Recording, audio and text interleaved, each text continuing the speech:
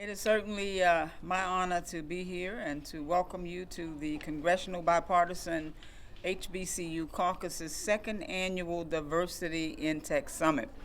I am Congresswoman Alma Adams, and I represent the 12th Congressional District in North Carolina, Charlotte, Mecklenburg County. I greet you from the more than 800,000 citizens that I have the privilege of representing there.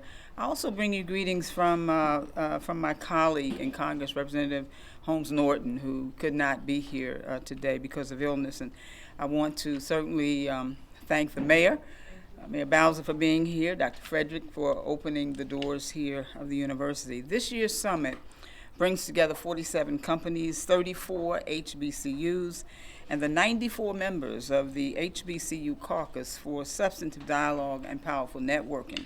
This event will help us forge stronger and more sustainable partnerships between HBCUs and industry partners. These institutions are the key to ensuring equal access to 21st century opportunities for students of color. HBCUs contribute nearly $15 billion to our annual economy and have provided pathways to opportunity for millions of Americans. This includes 42% of all black engineers, 47% of black women engineers, and not to mention 40% of my colleagues in the Congressional Black Caucus.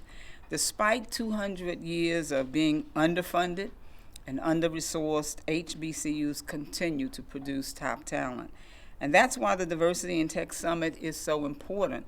And I've just got to put in a plug that I am a two-time graduate of an HBCU in North Carolina A&T State University, and I taught 40 years on the campus of Bennett College, a women's college, HBCU in Greensboro. And so this Tech Summit is clearly very important, not only to me personally, but to this university and all of us who have come together. HBCUs are key to workplace diversity, especially in the Tech Summit. Our workforce needs to grow, evolve, and diversify. And that's why I created the HBCU Bipartisan Partnership Challenge to create relationships between HBCUs and our tech sector. And I'm pleased to be here today with Intel and Bank of America and Spotify, just 4 of the 31 companies that have taken the challenge. And we have 9 new companies who have decided to take the challenge just this week in their effort to create pipelines for diverse talent. If you want diverse talent, HBCUs, that's where to go. So together we have the power to create opportunity for students of color for generations to come. And I want to thank Dr. Frederick again for hosting us here at Howard University, one of our nation's most historic HBCUs, and my grandson will be coming in as a freshman next week. Dr. Prokop for having us at the award-winning Howard University Math and Science Middle School. It's a wonderful, wonderful school. And I'd also like to thank Ron Myers from Advanced Micro Devices for their generous donation to this school. That's the power of partnerships at work. But certainly not least, I am pleased to be here with our distinguished mayor, Mayor Bowser. Mayor Bowser, thank you for welcoming the Diversity in Tech Summit to the district, home of our 2 nations' 102 HBCUs. Mayor Bowser. Thank you. Well, I want to thank you, Congresswoman, for that wonderful introduction, and I want to thank you for all that you're doing to protect our democracy. And we know certainly that you're all very busy doing that, and we're counting on you. So thank you. To you, Mr. President, thank you always for having us at the Howard University. And we are grateful to have Howard in our city and in our nation, and for all that you do to educate African Americans and a lot of other people that come to Howard University. So let's hear it for HU. Congresswoman, I also want to thank the 94 members of the bipartisan HBCU caucus who have recognized, like you, how important HBCUs are to equalizing opportunity in our country, giving people, talented people, the fair shot they deserve, and making sure, like many alum of Howard University have experienced, going into the workforce well prepared and representing HBCUs well. The caucus's unwavering commitment to pushing for equal opportunity for HBCUs and their students is incredibly important.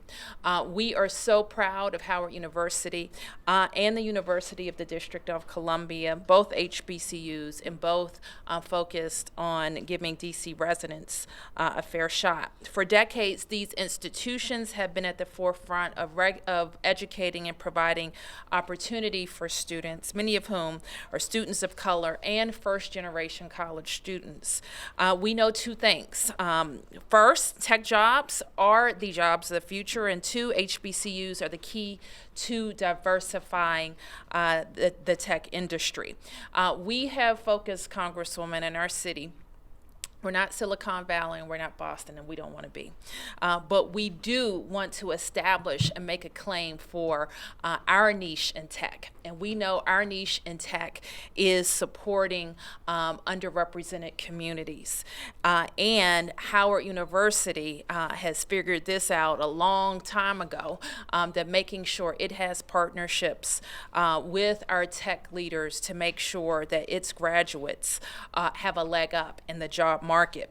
We know our HBCUs have produced 42% of black engineers, 47% of all black female engineers are graduates of HBCUs. And once they graduate, we're working on attracting them to DC, of course, and we're making progress. DC is one of the top cities in the nation for people of color in tech, and this year, for the 5th year in a row, Washington, DC was named the #1 city in the nation for women in tech. And the reason we're so focused on having a diverse workforce is not just about money. Certainly money is part of it, because that's how we're going to close income gaps for more African Americans to build wealth in our city. But it's more than that. A diverse workforce means more diverse and equitable solutions. A few years ago, this was highlighted in a video that went around the internet. It was a video of an automatic soap dispenser that, because of the way it was designed, only worked with lighter skin tones. It was an obvious example of what happens when you lack diversity in any design or decision-making process. And then when we think about less obvious examples of this type of discrimination, we know that the solution is having more people around the table making these decisions. I know, for example, that all across the nation, we have leaders at every level of government who are working to address the nation's maternal mortality crisis, a crisis that is disproportionately killing black women. In fact, we're hosting our 2nd annual Maternal and Infant Health Summit right here in DC in just 2 months. And Congresswoman, this is the 2nd year that we will be hosting it during the week of the Congressional Black Caucus. And that's not by accident, because we know that the Congressional Black Caucus has been focused, and we want you to use Washington, D.C. As a place to have these discussions of these ideas that really want for federal solutions. But this crisis is another example of where we see the effects of racism and the effects of having an industry in which people of color are not well represented. This is where our HBCUs are stepping up, playing an integral role in graduating black doctors, dentists, and medical researchers. In DC, we know that the pathways to these careers starts early. It's why in my budget, we've invested more than $50 million more in child care and early education opportunities. We funded a plan to ensure that every child in DCPS in grades 3, 6, and 9 will have their own personal computing device. And that's why we want to continue to invest in attracting and retaining top-tier educators. You probably have met Lindsay Parker, who is our Chief Technology Officer, and she is very focused as well on this fact. By 2035, 80% of the jobs that will be needed haven't even been created yet. But we know having a STEM background will allow our people to compete.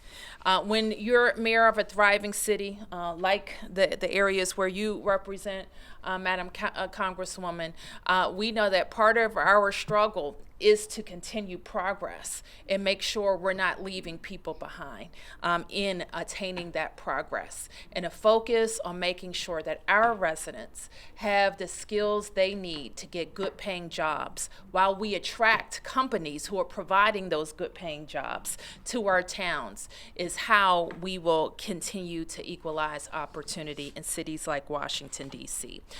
So again, thank you for hosting this summit. Thank you for being here at Howard University, and know that you can count on us to continue to support you. Thank you, Congresswoman.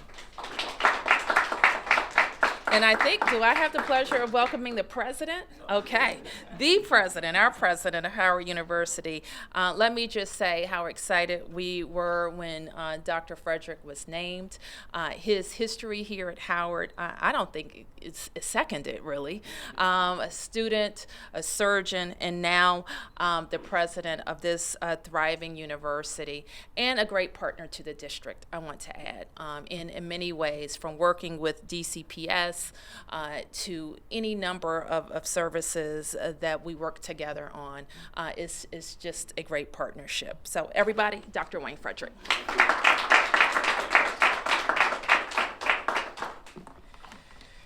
Well, one of the things that they say in these roles is when you have these speaking opportunities that you should try your best not to speak after certain people, and I couldn't pick two people to speak after that could put me in a more difficult position. Having said that, I certainly want to thank Mayor Bowser for her partnership and leadership of the city. I think we should note that she's the first female mayor to be re-elected in the district. And while she may have lots of administrative accomplishments, I do want to point out that I lived in her ward when she was running for council, and she is the only candidate that ever knocked on my door. So I still am appreciative. You do walk the walk, as they say.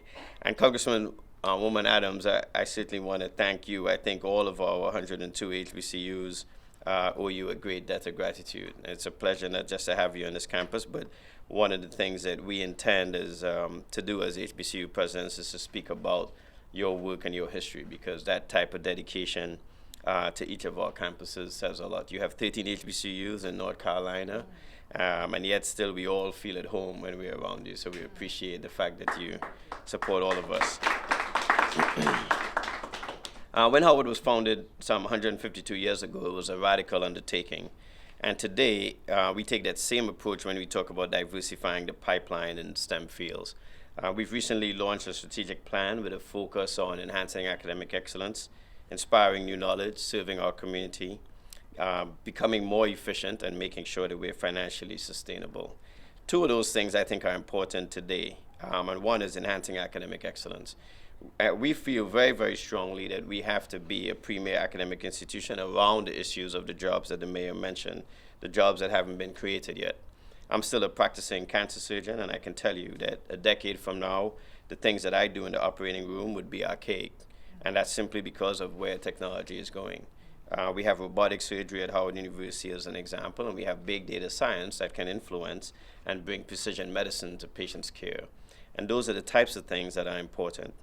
When we look at dual enrollment partnership with the DC public school system, the Bison STEM Scholar program that we have for young students who are seeking PhDs or MD PhDs, the Tech Exchange program, formerly known as Howard West, our collaboration with Google that we have spread to the other HBCUs, and a program that I'm very proud about, which is a pre-professional scholars program for aspiring healthcare professionals, lawyers, and researchers. And we bring students from other HBCUs who have interest in becoming dentists, doctors, lawyers to our campus because we feel strongly that those students deserve an opportunity. And as a destination site, we believe charity begins at home. So we've been bringing those HBCU students here to DC, and we are seeing an increasing number of them successful in the MCAT, the DAT, the LSAT, and those types of preparatory examinations to get into professional schools. We do that on Howard's dime because we feel extremely important that we give back to the rest of the HBCUs. Howard offers a bevy of opportunities for the nation's best and brightest students, but one of the best things that we offer is being right here in the District of Columbia. And I think, as the mayor pointed out, while this may not be Silicon Valley or Boston, I actually think it's probably the best of both worlds. You have strong academic campuses in the district. You have a tech corridor in this district, and you have leadership in the mayor's office that is dedicated to the future economy. And I think that makes it the envy of any other university president to have a university here in the district. The students that are part of this summit are the solution we need in our local neighborhoods. There's a lot going on in our country, a lot for us to be dismayed about every day. But when you have jobs like mine, hope is always present. Hope is always around the corner, and hope is in the eyes of every single student who comes on this campus. I vividly remember myself coming here in August to Washington, D.C. as a 16-year-old, August of 1988, just to age myself, to pursue a BSMD degree because I have sickle cell anemia.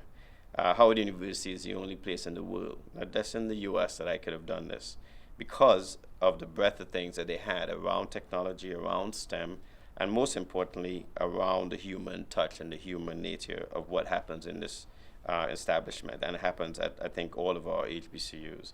So being a surgical oncologist and president of my alma mater certainly goes well beyond what I thought I deserved.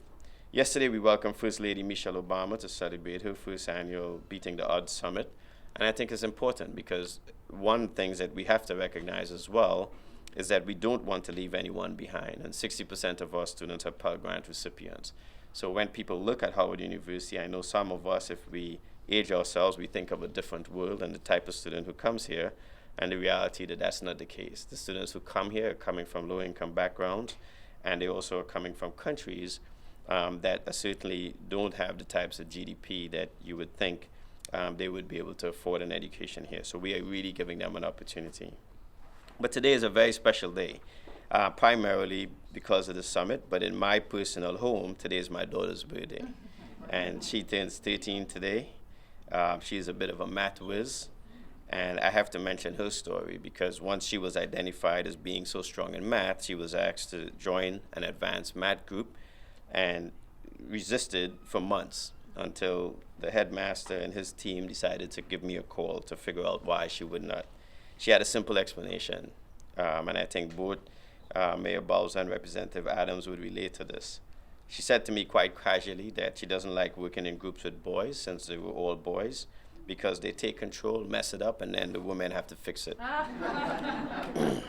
So I quickly retired upstairs and away from her because I realized that she probably had an insight that I didn't.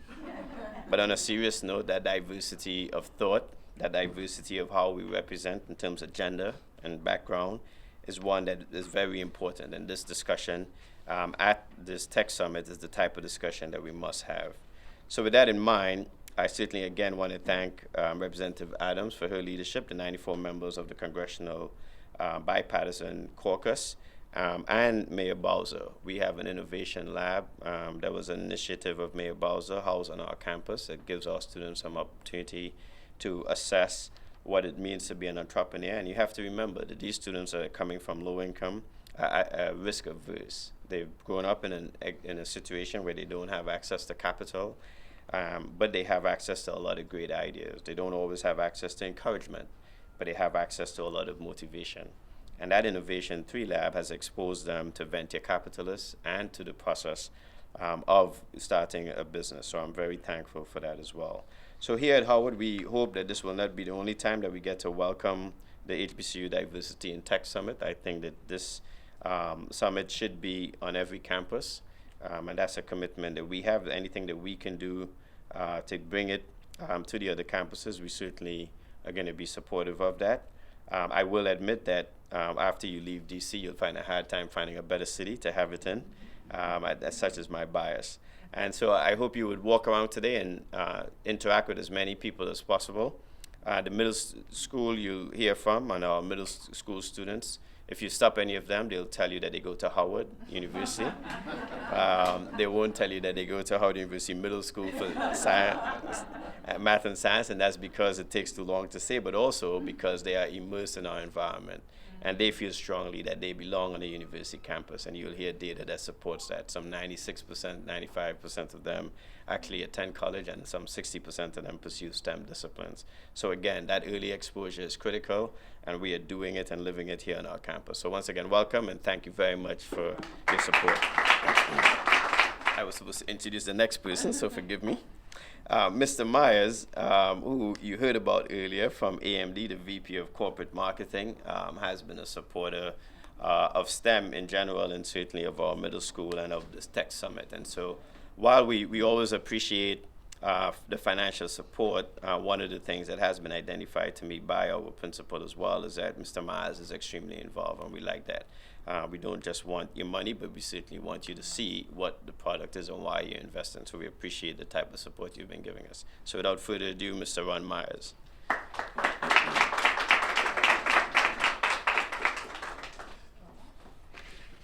When you talk about setting a high bar, I don't know that I'm come anywhere close, but at AMD we believe that high performance computing and emerging technologies like machine learning, VR, AI, and analytics are transforming the world we live in.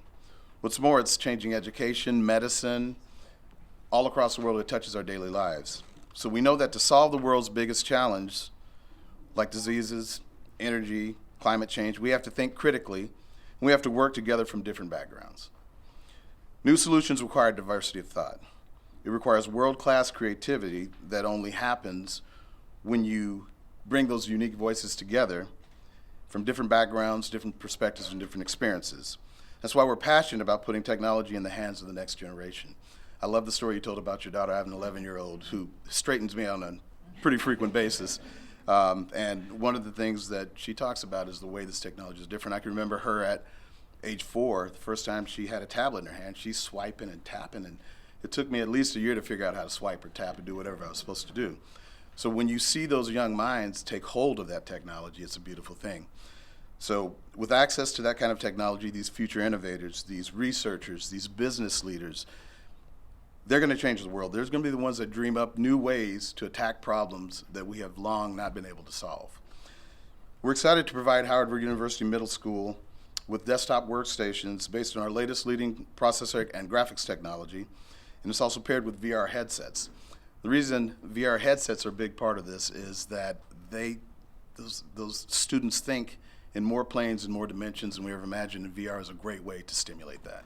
So we're excited to have that opportunity.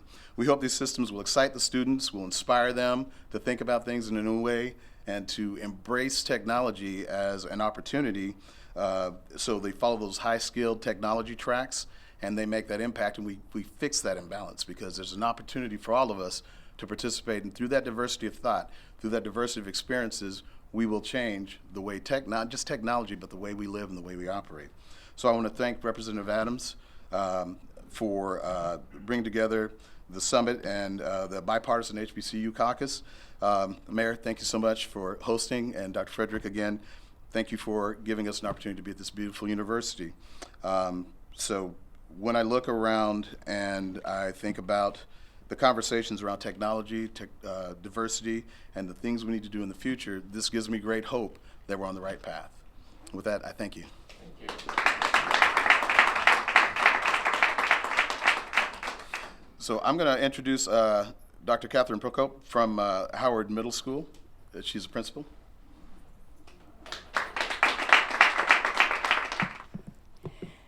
I often tell people that if they look in their family album, you're not going to see any picture of yourself in middle school. And I challenge you, because you were changing, you had pimples, you know your daughter. And I think that being in the middle school is the absolute best, because you see so much difference in children, and this is the time to mold them. So in 2005, the visionaries here at Howard University realized that, wow, if we create a pipeline at the middle school level, it's probably going to follow through, and these are going to be our tech leaders of tomorrow. And that's exactly what's happening.